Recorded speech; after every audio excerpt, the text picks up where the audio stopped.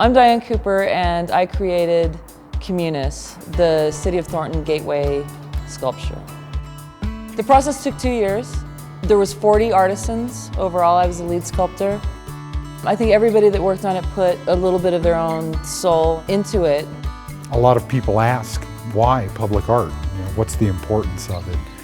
And I think Pablo Picasso said it best when he said, art washes away from the soul the dust of everyday life. And art can mean a number of different things to a number of different people. It's all the perception and taste. Some people are very traditional. Some people enjoy more abstract pieces. But the point of the public art is to make people think and to stir emotions and thoughts in the folks that view it throughout the community. When you're working on a design, it's still on paper and you can't imagine it. You know, you think you can, and you look at you try to gauge the scale, but up until it's in the studio and you're working on it, you can start to imagine what the finished product will be like. Several years back, City Council was choosing the art pieces that are placed all over the city, and they did an excellent job. We've got some very nice pieces during those years. Then in just the past few years, they've appointed the Thornton Arts, Sciences, and Humanities Council. And those folks, it's a citizen council that has taken over the selection of public art in the community. And those folks also have done an excellent job. And when we did the call for entry, we specified that we were looking for a gateway piece. There are several gateways to the city of Thornton, but this being the one right into the Civic Center, the Tashkil board decided that that would be a very good place. We got several great offers, proposals from artists around the country. We were very happy, and in addition, Diane, as it turns out, was a local kid. That's not what the selection was based on. The selection was based on the superiority of her piece of art, but it was a nice coincidence that it was a local person who had been a student here in the city of Thornton. I took every single art class that they had. And art was really a refuge for me, and art was where you could get away. You know, it's sort of a cliche to say that it's like your children, but it really is, because you put so much of yourself into it. Literally every single piece has blood and sweat, and when I say literally, I mean it, because I've cut myself, I've smashed my hands, you know, I've got burns all over my hands from the clay. So you really do put yourself into it.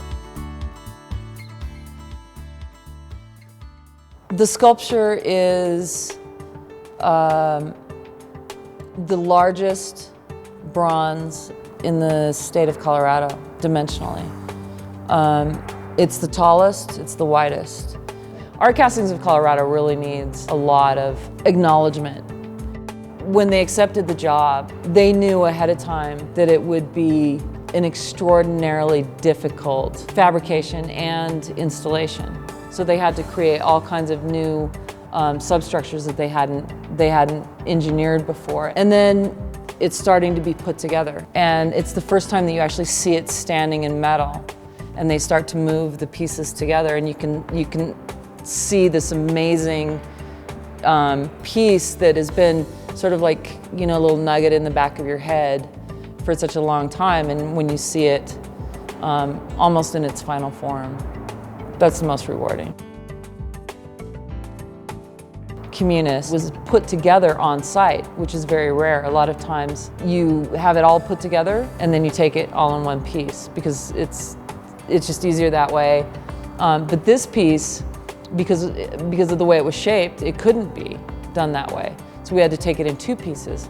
That actually contributed to a lot of the worry and the stress of when we were installing it, because nothing like that had ever been done before. So there was no precedent on how we're going to rig the cranes, how we're going to move it.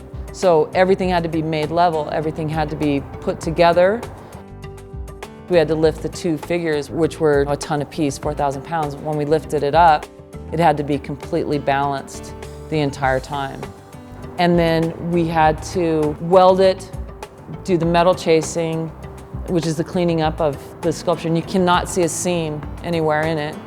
And then all the patinas, the silver nitrate and the copper color patina, all had to be done on site, which is extremely difficult to do. And then the piece needed to be taken off the skids and lifted several times to get the bolts and all the templates done. So it was extremely difficult. So Art Castings of Colorado really needs a lot of kudos on this, because they went above and beyond anything that they had ever done.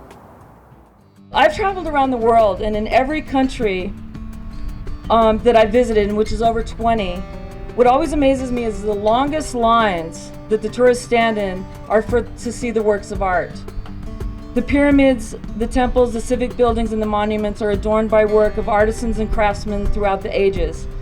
They all tell a story of who they were and what they believed in. This sculpture will be the city of Thornton's message to the future. The city commissioned the work that symbolizes cooperation, diversity, and tolerance. The message that will be sent from Thornton is that the citizens cared about arts and culture, the environment, and justice.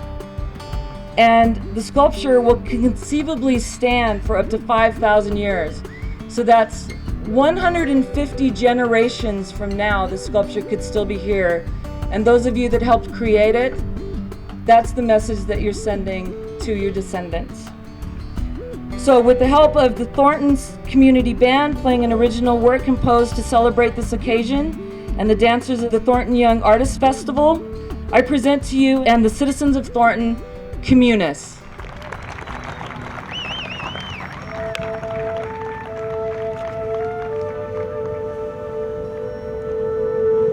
Communis' design is unique in 5,000 years of bronze casting. It's an engineering marvel because of how it's designed. Either figure does not stand independently or together until it's in the cement. It's cantilevered out at 45-degree angles, and 2/3 of the weight of the sculpture is above the horizontal center line. And that's never been done before. We push the limits of bronze engineering as far as it could possibly go to this point.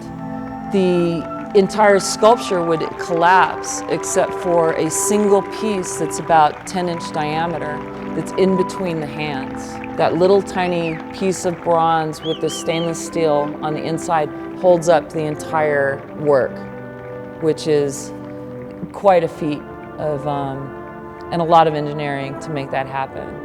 So, you know, when people look at it, I really hope that they will take not just see it from a distance from the parking lot or from the pathway, but actually walk up under it and follow the path all the way through and take a look up. The sculpture is basically, you know, 2 sculptures, 3 sculptures in one.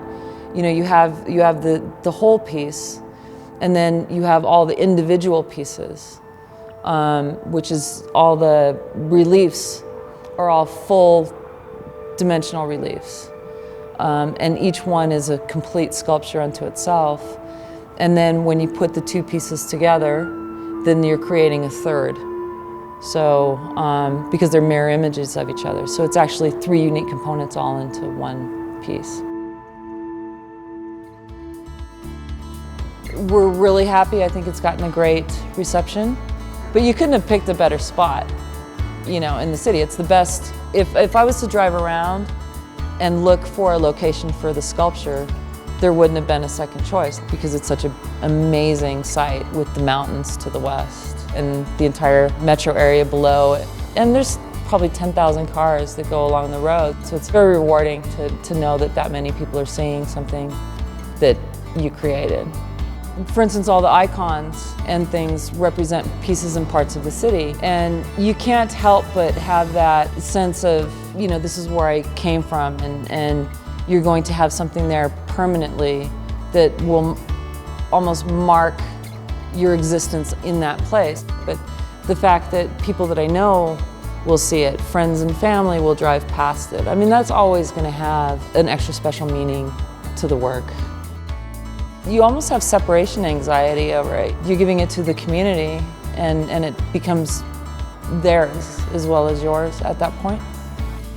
I've been by there in every type of light.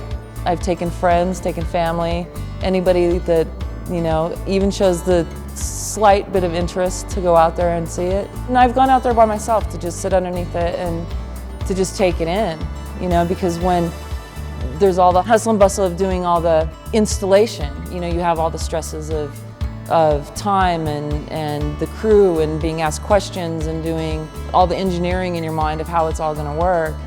You don't actually get a chance to enjoy it, to actually sit with it and enjoy the accomplishment until it's completely up and everybody's gone home. And then you get to sit and just take a look at it and enjoy the moment.